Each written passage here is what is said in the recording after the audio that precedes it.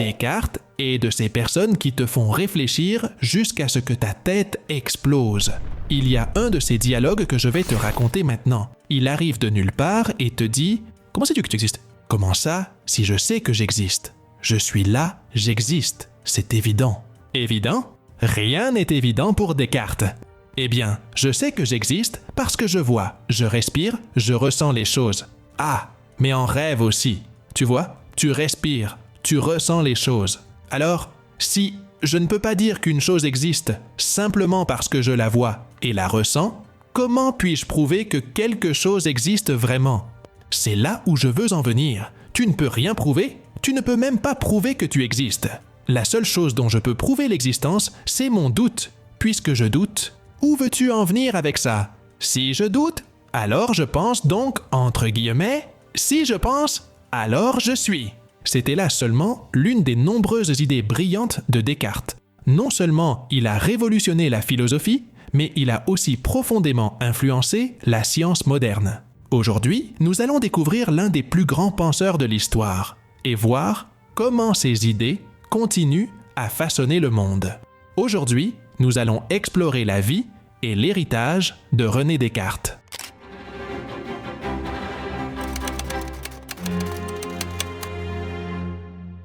Pour comprendre la philosophie de Descartes, il est nécessaire de connaître le contexte dans lequel il a vécu. À la fin du Moyen Âge et au début de l'âge moderne, le monde était en plein bouleversement, car tout ce que l'on croyait être vrai et sûr commençait à s'effondrer. René Descartes est né en France en 1596 et est décédé en 1650.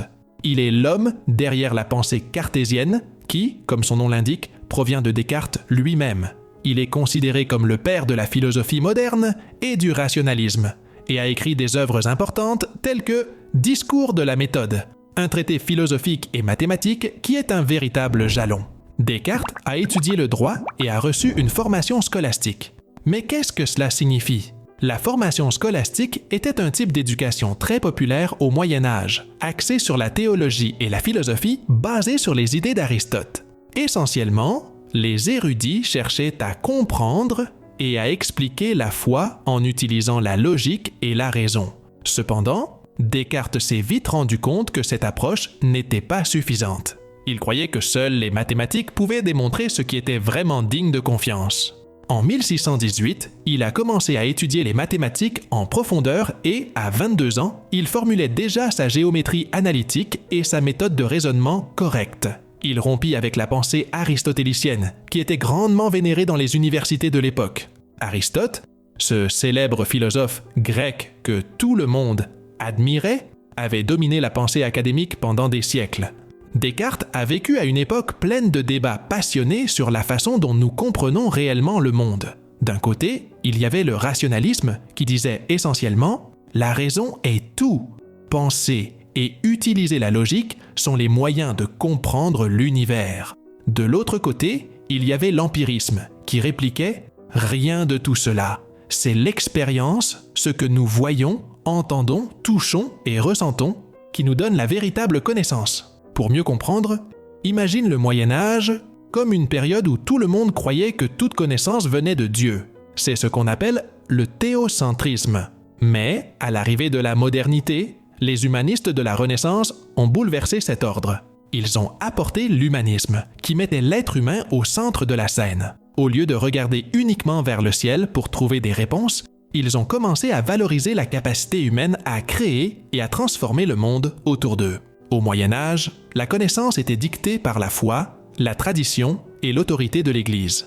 Mais avec l'avènement de la modernité, les gens ont commencé à valoriser la raison, l'observation et l'expérience. Cette nouvelle façon de penser a conduit à remettre en question les anciennes sources de connaissances. Et c'est là qu'intervient Descartes. Il cherchait quelque chose de plus solide et fiable. Il a donc proposé à l'Académie une nouvelle méthode pour atteindre le savoir, basée sur le doute méthodique. Il croyait que, pour trouver la vérité, il fallait douter de tout ce qui ne pouvait être prouvé avec une certitude absolue. C'est de là que naquirent ses plus grandes contributions, changeant à jamais le cours de la philosophie et de la science.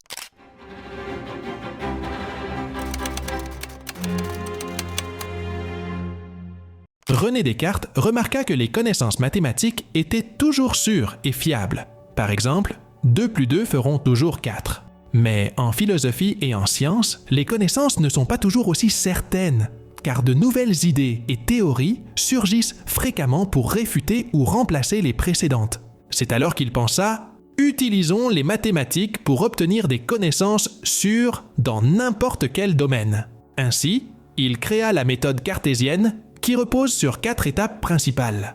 La première étape est celle de l'évidence. Il s'agit d'observer avec soin ce que nous allons étudier. Que ce soit une information, une nouvelle ou un problème, l'idée est la suivante. Nous ne pouvons accepter quelque chose comme vrai ou faux sans l'avoir examiné en profondeur. C'est comme dire « Ne juge pas un livre à sa couverture ». Il faut regarder de plus près et avec attention.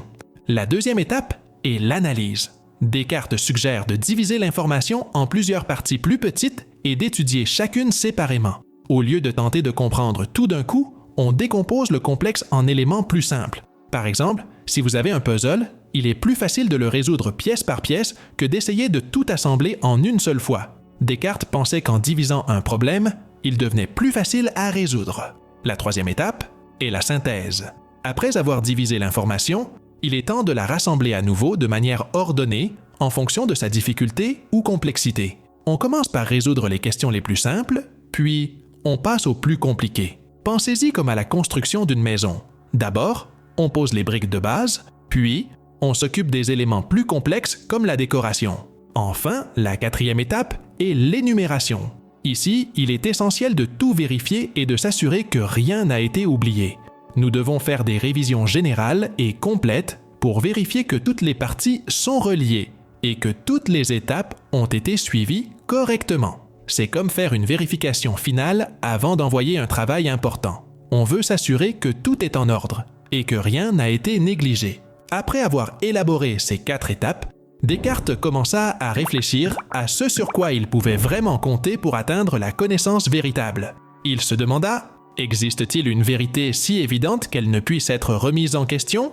Pour répondre à cette question, il utilisa une méthode appelée « doute hyperbolique » où il doutait de tout pour parvenir à la vérité, suspendant le jugement et ne prenant rien comme vrai ou faux sans avoir d'abord analysé tous les arguments possibles. D'abord, Descartes douta des sens. Il argumenta que nous ne pouvons pas faire entièrement confiance à nos sens, le toucher, la vue, l'odorat, le goût et l'ouïe, parce qu'ils nous trompent. Par exemple, si vous regardez la Lune à l'œil nu, elle semble très petite, mais nous savons qu'elle est bien plus grande. Un autre exemple est lorsque vous mettez un stylo dans un verre d'eau et qu'il semble brisé à cause de l'effet de réfraction. Ces exemples montrent que les sens peuvent nous induire en erreur quant à ce qui est réel. Ensuite, Descartes souleva l'hypothèse que toute notre réalité pourrait être un rêve. Et si tout ce que nous expérimentons n'était qu'un rêve? Il n'y a aucun moyen de prouver que nous sommes réellement éveillés ou que nous ne sommes pas en train de rêver en ce moment même. Cet argument montre à quel point il est difficile de faire entièrement confiance à notre perception de la réalité. Pour pousser le doute à l'extrême, Descartes proposa l'argument du génie malin.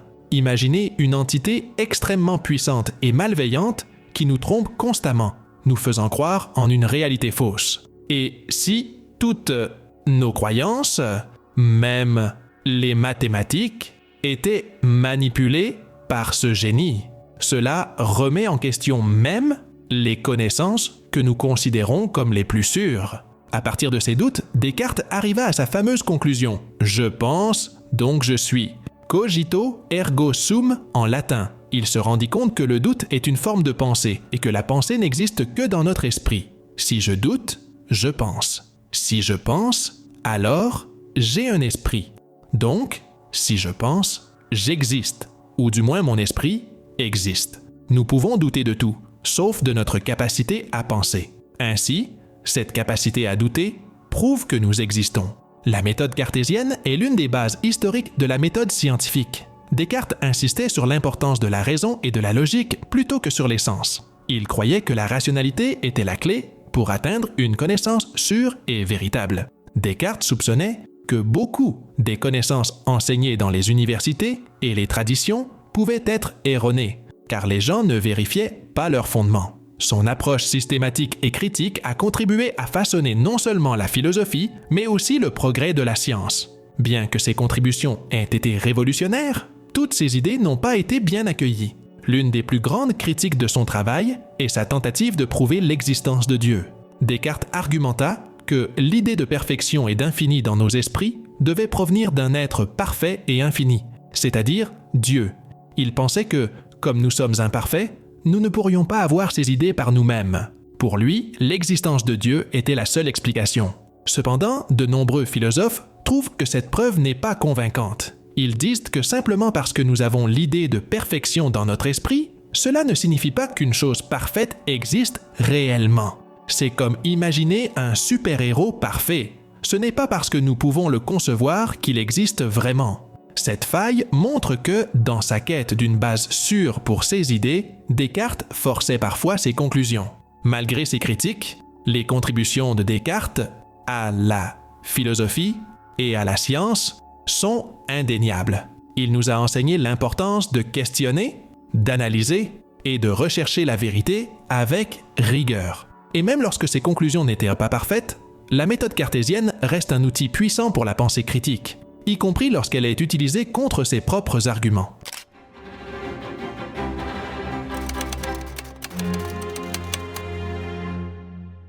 Du questionnement de l'existence elle-même à la formulation d'une méthode qui deviendra la pierre angulaire de la pensée scientifique moderne, Descartes a totalement révolutionné notre vision du monde. Il nous a appris à douter, à interroger et à chercher la vérité avec une rigueur sans précédent. Dans la partie finale de son histoire, il semble que Descartes ait expérimenté l'existentialisme d'une manière unique, comme s'il jouait une partie d'échecs contre son propre subconscient et, d'une certaine manière, trichait. Il a mené un combat intérieur profond, cherchant à dévoiler les vérités les plus fondamentales. À certains moments, face à la possibilité d'une incertitude totale, il a préféré tricher, plutôt que de se laisser submerger par le doute. Un exemple en est sa tentative de prouver l'existence de Dieu, que beaucoup considèrent comme un effort artificiel pour assurer une base solide à son système philosophique. Cependant, les failles de Descartes n'amoindrissent pas ses contributions. Elles nous montrent que même les plus grands penseurs ont leurs points faibles et que la philosophie est une quête perpétuelle de la vérité, remplie de questions qui souvent restent sans réponse définitive.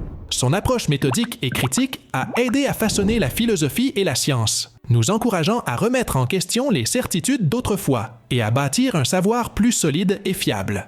Il nous a appris qu'en examinant soigneusement nos croyances, nous pouvons atteindre une compréhension plus profonde du monde et de nous-mêmes. En insistant sur le fait que nous devons douter de tout ce qui ne peut être prouvé avec une certitude absolue, il nous a ouvert les yeux sur l'importance de la raison et de la logique. Aujourd'hui, dans un monde saturé d'informations et de désinformations, la leçon de Descartes est plus pertinente que jamais. Nous devons appliquer sa méthode du doute méthodique pour naviguer à travers l'océan de données qui nous entoure, cherchant toujours la vérité et la clarté. René Descartes nous a légué un héritage inestimable, et ses idées continuent d'influencer notre manière de penser et de comprendre le monde. Pour conclure, laissons Descartes avoir le dernier mot. Vivre sans philosopher, c'est proprement avoir les yeux fermés sans tâcher jamais de les ouvrir. Puissions-nous suivre ce conseil et continuer à chercher la vérité avec un esprit ouvert et critique. Si ce contenu vous a plu, abonnez-vous à la chaîne et partagez vos impressions dans les commentaires. Souviens-toi, la connaissance est le chemin vers la véritable liberté. Compte sur moi et suis le lapin blanc.